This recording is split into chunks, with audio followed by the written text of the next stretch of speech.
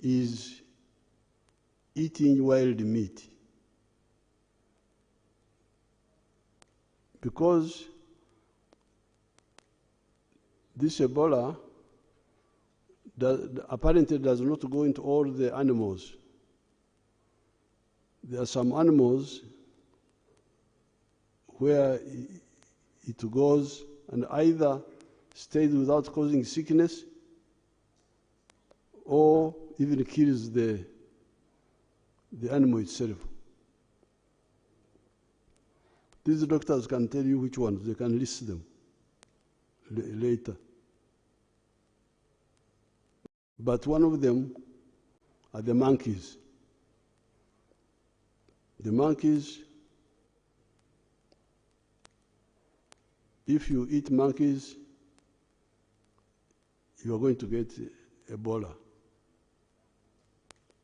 I don't know whether cooking the meat properly would save. They can educate you about it. Cooking the meat properly. But even if you cook the meat properly, there is a danger when you are slaughtering. When you are slaughtering, if the skin is intact, you've got no crack in your skin, the virus may not get into you. But if you touch yourself in the soft parts of your body, the nose, the eyes, it will enter you. The virus will enter you. So you have the monkeys, you have the bats, those bats. I hear there are some people who eat them also.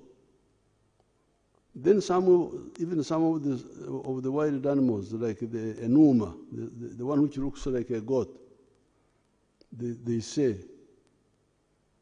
But you can have the whole list. These people will give you the whole list.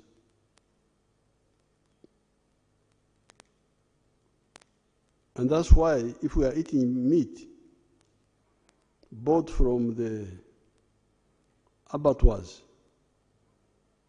you wouldn't get this problem because that meat is checked. But the people in the villages may not have time to go to the butcheries to buy meat. But be aware of those animals which harbor this virus.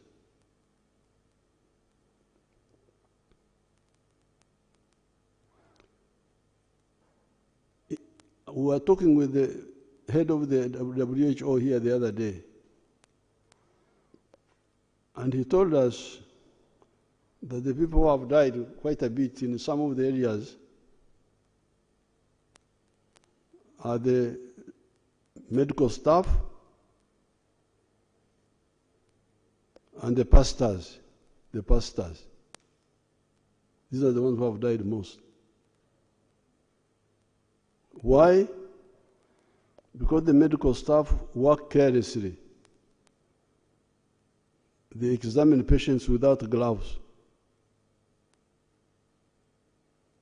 Instead of having a very strict routine, touching patients should be, I thought there was a rule that you should use gloves. I don't know whether that rule is there or what. But among the people who are dying are the medical staff. Because they touch people, they touch patients. And you remember our doctor Rukia, one of our doctors who died some years ago, this was the problem. Touching patients. The pastors, the people of God, they are the ones who touch patients. That they are healing them. If you pray, God, you can pray, God is not deaf. You will pray without touching. God is not deaf. He will hear you. This misuse of The other time when we had corona here, the Archbishop of Canterbury came here. They said he wanted to bless me. I said, no, I don't. You bless me from a distance. Don't touch me. He couldn't touch me. I could not greet him even. I refused. What's all this? In the book of Genesis, it says, establish dominion over nature. This is science. Establishing dominion over nature is to understand science. Man was created on Saturday, after all the other creatures were created, and God told him, establish dominion over these creatures, because you are cleverer. So we should use science.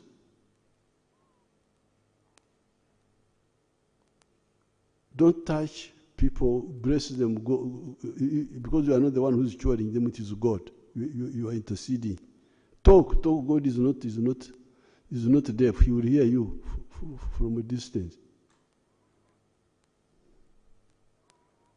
When we had AIDS, I told Bishop Msere Kauma that time, I will never share this Holy Communion cup with this crowd that they are sharing the communion, sharing saliva. I told him I can't be part of this, and I think they introduced individual cups or something. I don't know how clean they are. So please stop abusing, being like the Pharisees, just to be seen, not really doing the work of God. Because that's what the Pharisees would do, praying on the street corners, so that God sees them. So that, no, not God, the people see that they are religious. So the people are dying most in some of the situations. I don't want to talk where. The health workers, the pastors, by touching.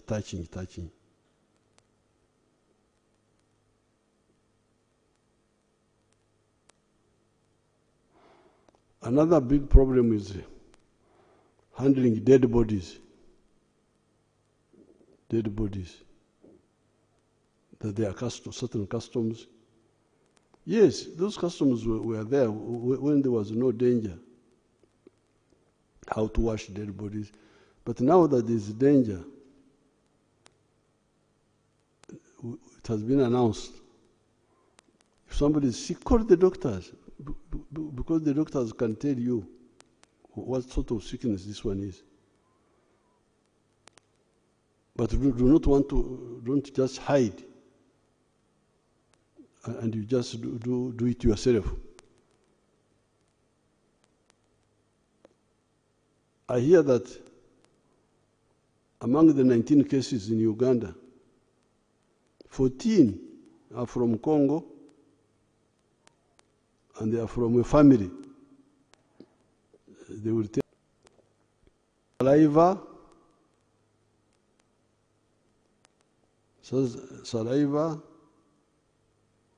blood,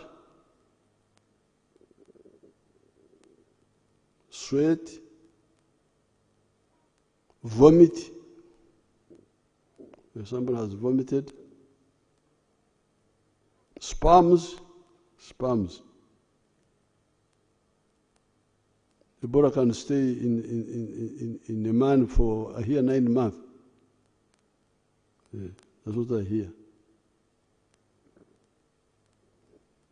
So this shaking of hands, please. I even told this WHO man, I saw him with the elbow. I said, please.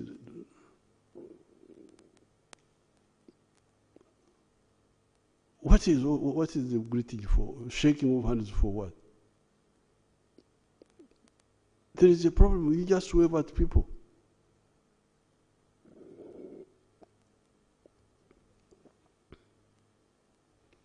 Now, therefore, kwa hiyo huu ugonjwa wa Ebola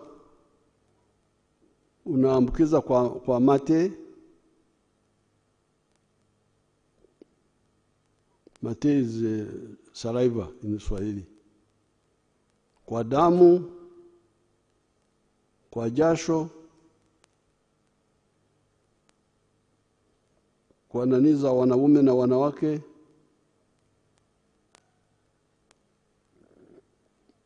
na kwa kutapika.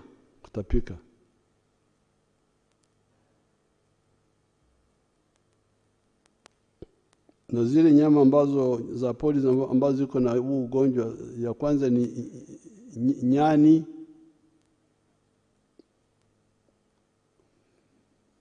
monkey, popo ni bat, na nyama zingine zinaonekana kama mbuzi huko porini. Hizo zote zinaweza kuwa.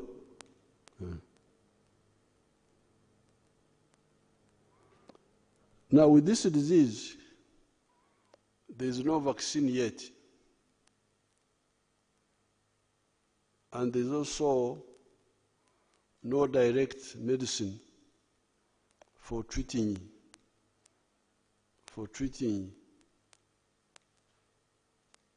Ebola. But it kills. It is important to know that it kills by provoking the body to kill itself. That's what the virus does. The virus enters the body and provokes it to overreact. It's like a clever guerrilla who comes in a military camp where people are not well organized and shoots. And then the soldiers start shooting one another in panic. Because much of the death is caused by the high temperature, caused by the body. The body tries to kill the virus by cooking, but raising the temperature. But in the end, it cooks itself, destroys its own organs. Vomiting, losing water, bleeding eventually. So that's why the good thing is that it is survivable, because we already have survivors. We had survivors in the past. In the past outbreaks, we had survivors. These people can tell you how many survived the other time. I have some figures here, but I don't have time to go through them. But even now, we already have survivors. I think like 5. 5 have already survived out of the 19. 2 are the ones who died. 2. There are still 2, or they have increased.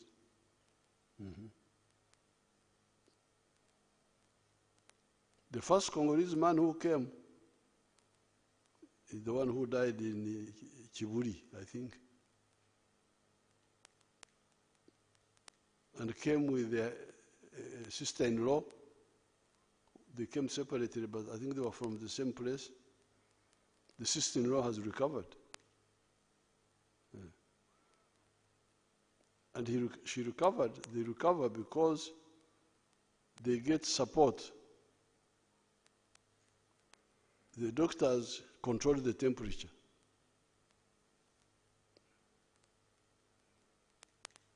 They tell the soldiers not to panic. The commander says, please, don't shoot aimlessly. Calm down, calm down. Have controlled shooting. So they control the temperature. They rehydrate. Losing water, you put it back. Losing water, put it back. Water and salts and so on.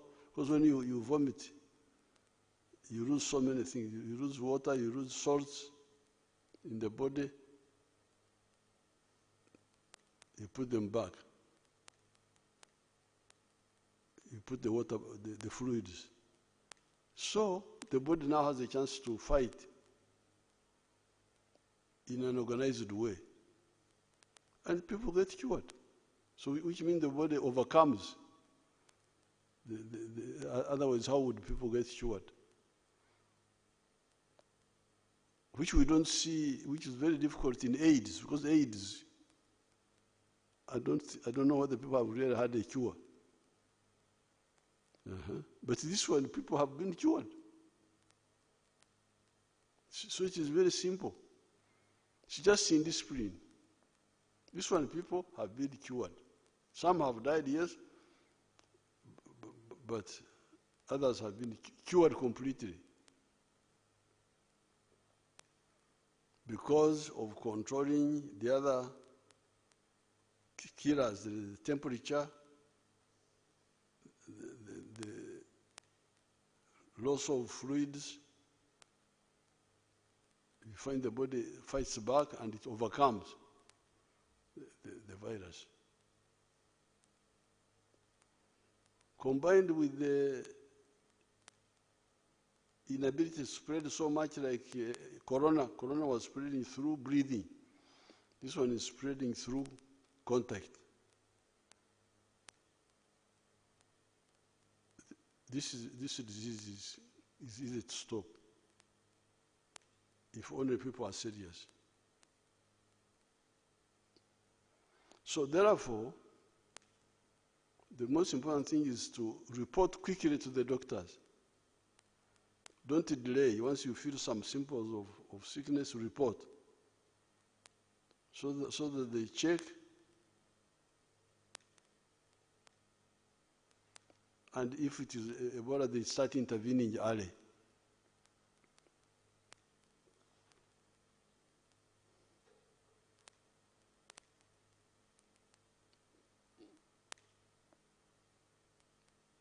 Now, because this corona is involving other countries, this Ebola is involving other countries, we have had to stop mass movements of people from neighboring countries, especially Congo. That's why I think public transport was stopped, correct? We only allow cargo. Why do we allow cargo? Cargo is very crucial. It's very crucial for countries, for businesses. Stopping it is like a blockade, as if we are at war. You can't do that. But the good thing is that cargo also requires a few people. Cargo requires a driver and a turnboy, 2 people. Finish. And these are easy to check. You can check them at the border. If they are sick, you... Now, the other good thing about Ebola, this Ebola is a disease. It's very easy. The other thing about Ebola is that it doesn't infect. Somebody is not infective until he starts getting sick. But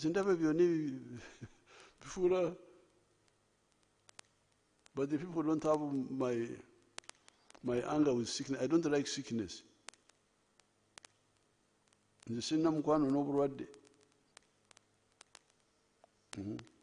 don't like it. That's why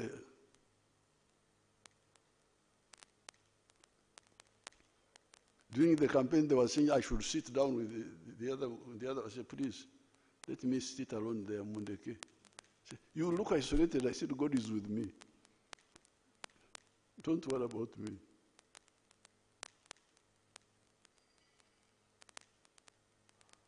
So this one, apart from infecting you only by contact, even that starts happening when somebody has started showing signs of sickness. Before the virus can be in the body, the person is not yet infective. So it's very easy. It's just small windows of just indiscipline. So that's why, therefore, we don't fear the cargo, petrol tankers, trailers. They have one driver, one ton boy. Finish. You check them. If they enter, somebody was saying, but they may come and they get sick when they're here. If they get sick when they're here, they will report. If they follow, they will report and get isolated, and the road is parked somewhere. Finish. It's not a big problem. But the passengers, okuzinduka, abanyarwanda kwalita okuzinduka. When you are going to check on friends, you postpone that. It's not the same thing as cargo. Cargo is a matter of life. Cargo is petrol, is food, is fertilizers. We need it more urgently than just okuzinduka. I'm going to see my relatives. You hold on. You'll see them later when the danger has gone. That's why we stopped the passengers. But now, some of them come through the border on foot and in boats. Now, that's where the danger is. First of all, by coming in that way, you take long. You are hiding, days pass. Even if you arrive in a health center, you have lost some time. So that's why we have worked with the Congo government, and these people will tell you what the exact plan, to open joint medical camps on the Congo side. And announce it. We are here. If you feel sick, come. Don't try to go to Uganda, because there you will delay. Come here. Come. We think that one will help.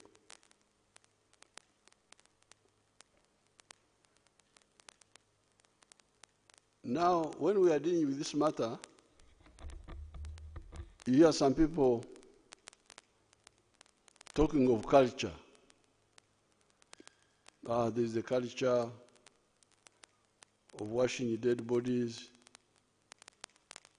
There's the culture of eating this, eating that. But these cultures are there to preserve us, not to kill us.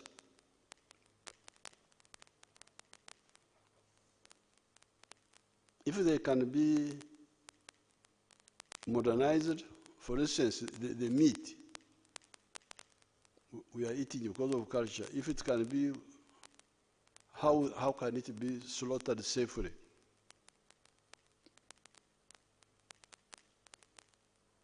And cooked safely? And then maybe you can continue. But if it can't, some of the cultures have to be reviewed. You remember when AIDS came, there was the culture of, Wanyankole call it, okungura. Okungura is wife inheritance. It was a duty, brother to inherit. In fact, even the Wanyankole have a saying that erisho ry'umuhunguzi oreba barakiro.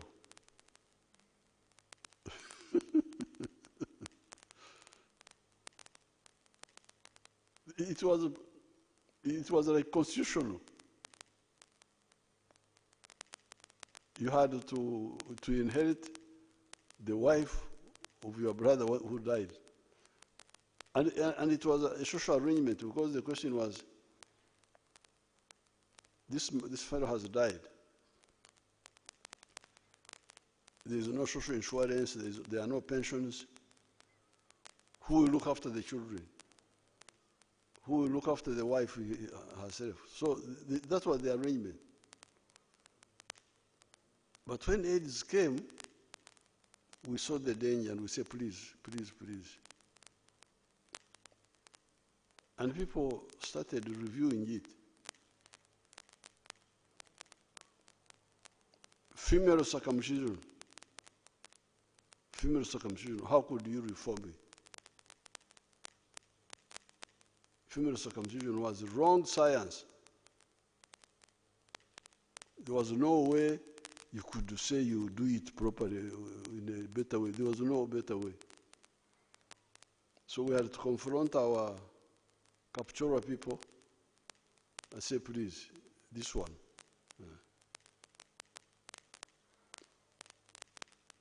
There's what the Banyankwere call Embirito. Embirito is a cow which has died from anthrax. This one must be cremated. It can't be anthrax, because anthrax, even if you boil the meat may not, the virus may not die. Because some people tried to eat it, so that they would boil the meat and they died. So some of the cultures need to change. The Banyankwere used to drink milk without boiling it, until we found that, until we came to know what Louis Pasteur, the Frenchman, who first saw the microbes, so started knowing what he had seen, that there are microbes in the milk which we don't see. And we had to boil it. We had to abolish that culture of. So I appeal to our people to review those cultures. Now, but also connected with all this is the issue of invading the forests. I will get time and write something about the trade order and the environmental restoration which I see going on. I will have something and write.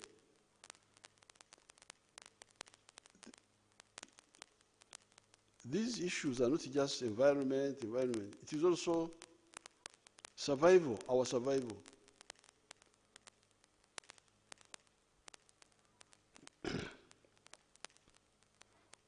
I have not studied it, but I will challenge these people to study it and inform you.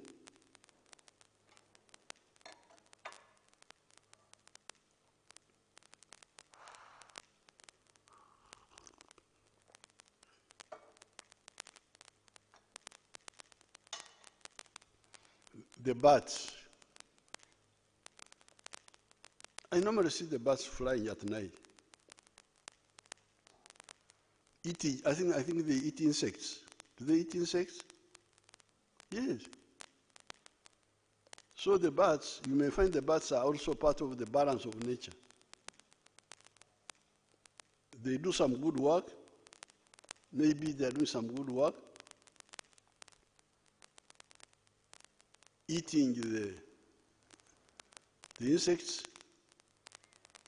Because if the insects were not eaten, they would be too much. They will overpower us. So I don't know whether it is correct to campaign for the extermination of the bats. If the bats are exterminated, is it good? But me, I suspect, because I normally see them eating insects.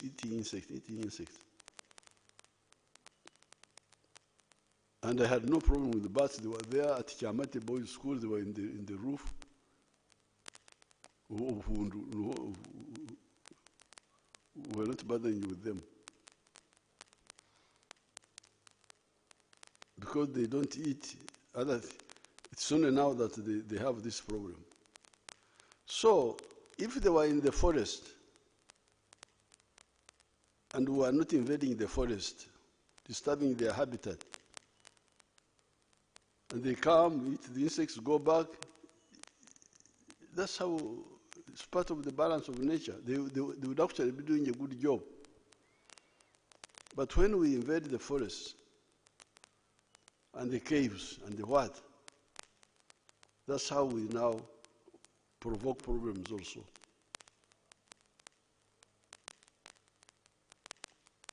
Kwa hiyo wenzangu, huu ugonjwa wa Ebola ni rahisi kusimamishwa, kukomeshwa, kwa sababu kwanza hauambukizi sana, sio kama corona kupita kwa pumuzi. Mpaka ushikane na mtu mkono,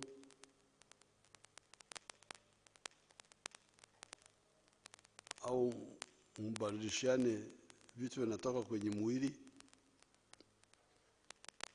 ndio anakuambukiza. Au kula zile nyama ambazo tumetaja pale.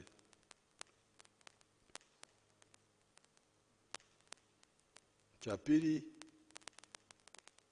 hata baada ya kushikwa ugonjwa, ukifika haraka kwa matibabu, unaweza kupona. Kwenye watu 19 ambao wamekutwa na Ebola hapa Uganda, 5 wameshapona.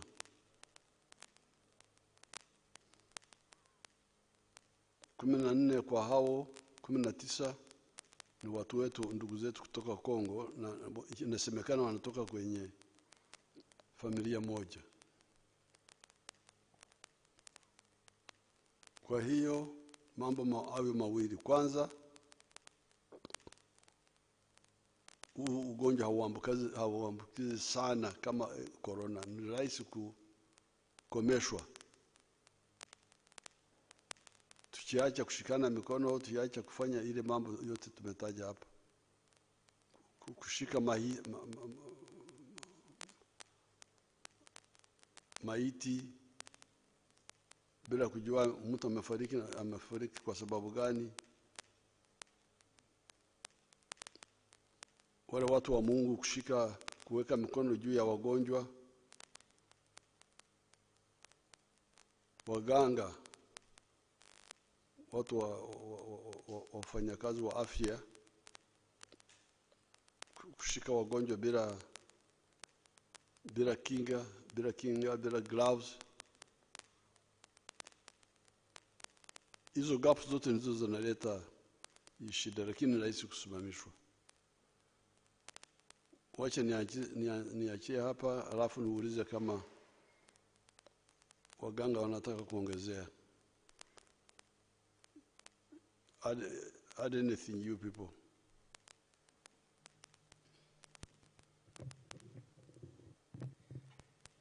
Thank you very much, Your Excellency, for that elaborate explanation to the viewers and listeners about this disease, the Ebola outbreak. Your Excellency, like you have clarified, Ebola belongs to a group of diseases we call zoonosis or zoonosis. This one means that the organism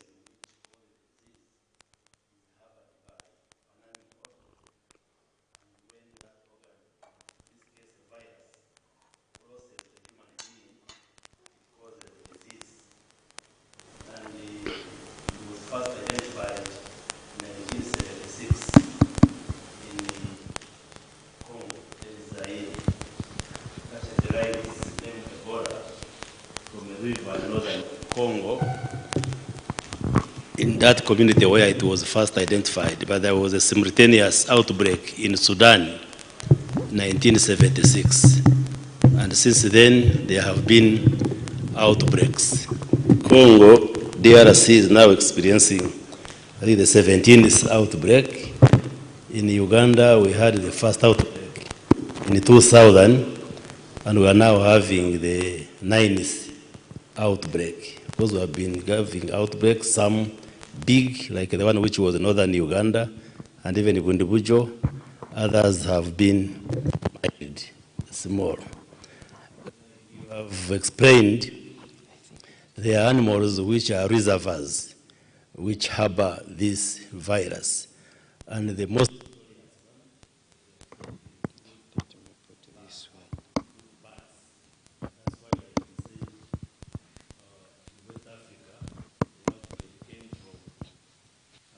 a bat having infected the fruit, and then the young boy ate the fruit.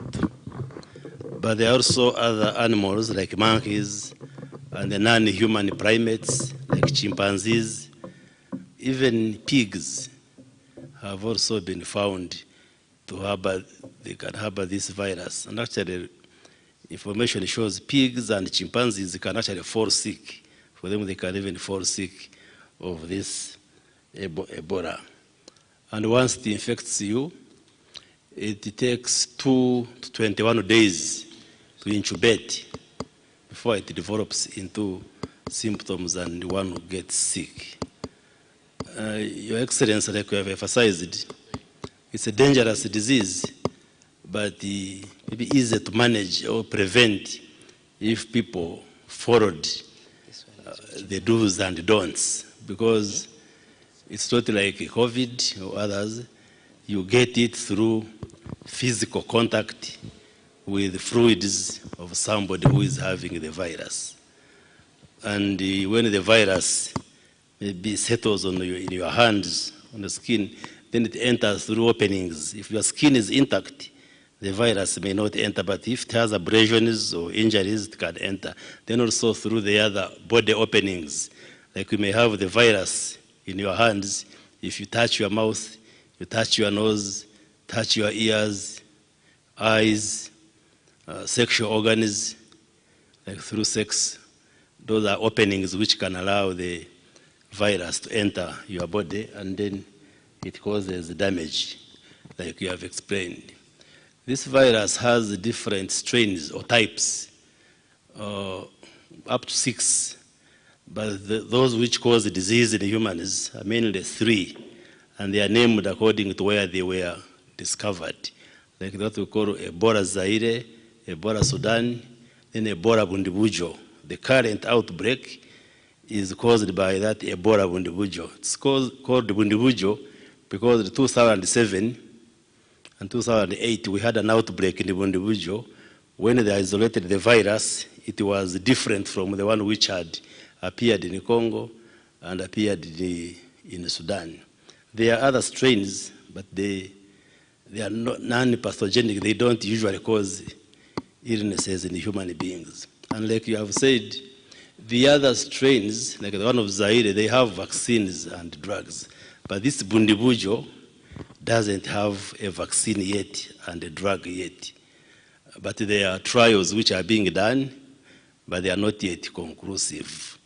And that's why we must be very careful and follow what health workers and what you are telling the public so that we avoid and prevent getting this illness, since we don't have a vaccine and a drug yet. But like you have clearly explained, if somebody comes early and is attended to by health workers, you can go through the sickness and you get cured and you are sent home, like the 5 who have been managed under our system, and they have been discharged and they have gone home. The problem is that the symptoms of Ebola disease are like those of malaria and typhoid, and it's important for the public to know. You get fever, headache, nausea and vomiting, joint pains. If you get worse, you can start getting bleeding from different parts of the body. So people out there, someone might fall sick and they think it's malaria.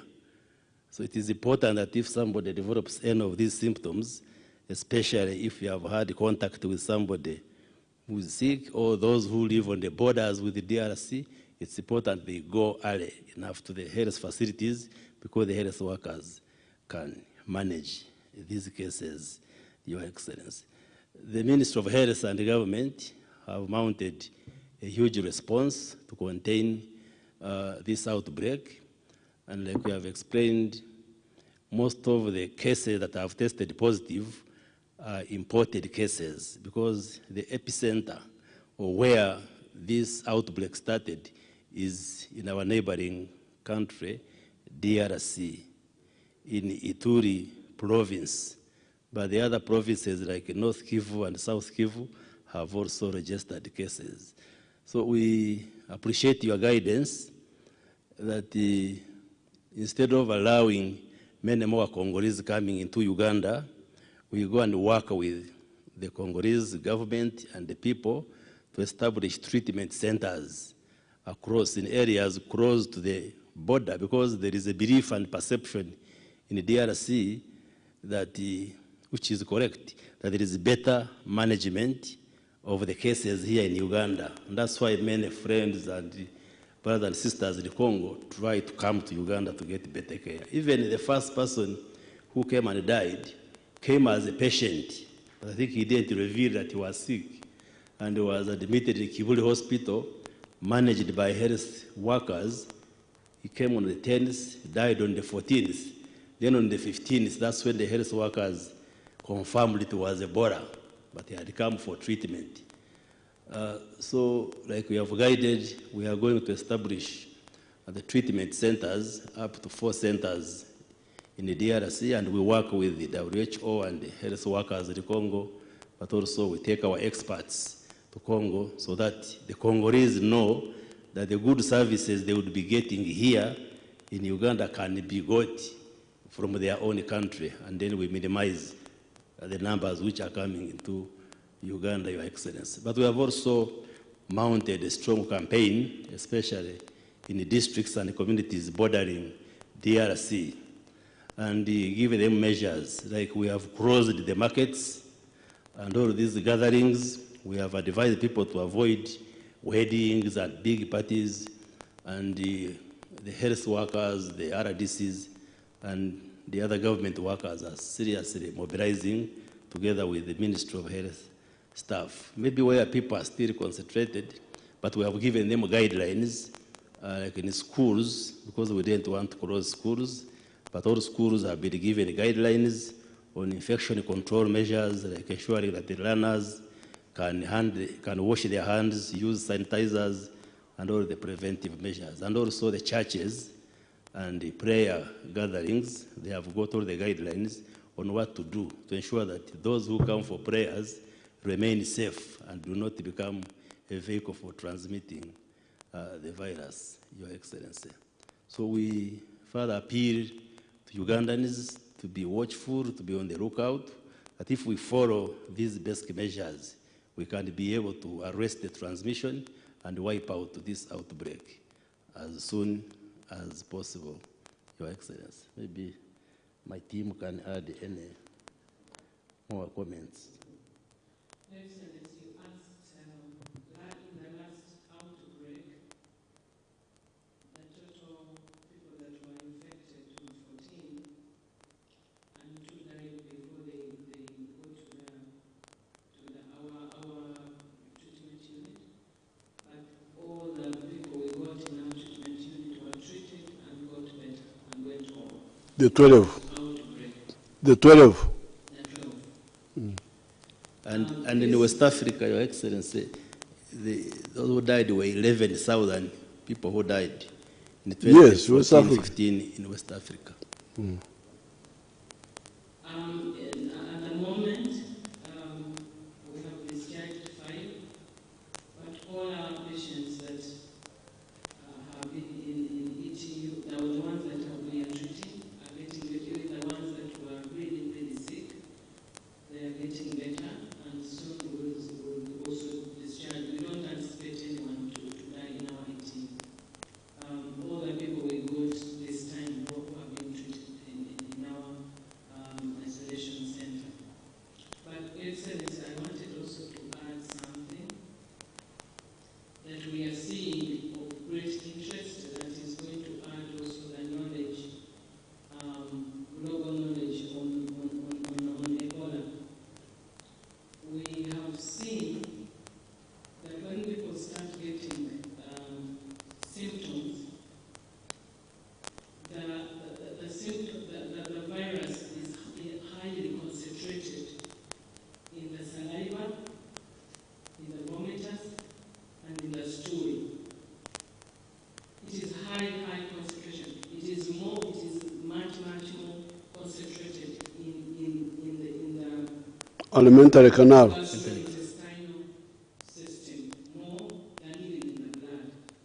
Even the people who are clearing the virus, now we are changing our protocol because we don't go by only the blood, that when the blood is cleared of the virus, we let go. Even for women, for men we know that the semen keep the virus for a longer period. Some have gone to, as you said, up to 9 months. For women, we were very interested. We want also to check to know whether also in their fluid that virus stays for long. But what is very clear now is that even when people clear in the blood, the virus takes a little longer to clear in the saliva and in the stool and in the vomitus. So people even can clear, can get better, but when they are still shedding some virus, meaning that the alimentary canal is a very fertile ground for the virus to multiply, and really it's like a safe haven. I think that there is no strong defense in the alimentary canal that fights it, but also that's why it multiplies very, very fast. So we are saying, number one, that even when somebody has symptom of fever, do not share a cup. Do not drink on a bottle someone has drunk. Do not share a cup. Number two, for people who are in the villages during mango times and all these fruits season, do not eat on any fruit that you have found that is bitten or it has some broken part, because you do not know what animal could have eaten that fruit. Number three, right now, we do not encourage in church to use a cup for Holy Communion, because that is a big recipe for infection spread. Not just Ebola, but even other infections like hepatitis B. It's highly infectious in saliva, so you can infect. So we as we are educating the public, we are also gathering more evidence that will help us to refine our protocols on treatment, on prevention, and also on how we are going to continue engage the public on the prevention. Thank you, Excellency.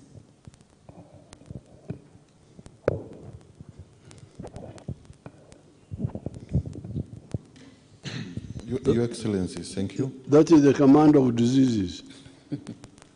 Is the Commander General. No, Your Excellency, I'm now also converted more prevention. Oh, Yes. it's now Director General of Health Services. Yes, please. You want us to remain healthy rather than disease. Yes, please. Your Excellency, as you clearly indicated, the people at risk are really the health workers. Because the 5 cases which we got, 4 of them are health workers. And then the other one was the driver who transported the first case. And Our health workers of Uganda. of Uganda, yes. Who handled the Congolese carelessly? They handled the Congolese because this particular patient, I think they got into the process. She was very sick, and then she got into a cardiac arrest, so she got into a process of resuscitating the what?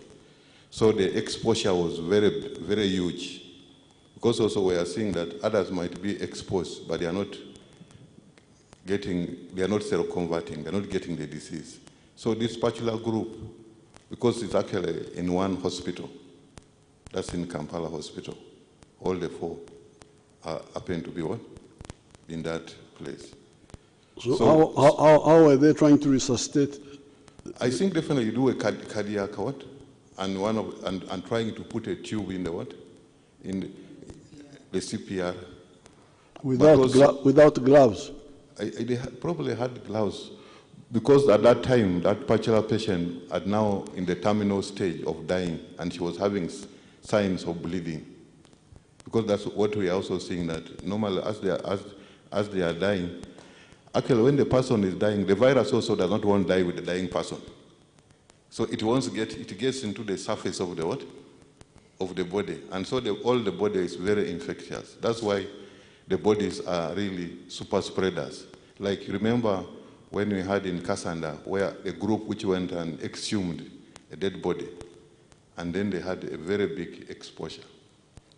So really our call is to the health workers that they need to protect themselves, put on gloves, sanitize, and wash hands. Those are really preventive mechanisms, can protect them, protect their patients, but also protect their families.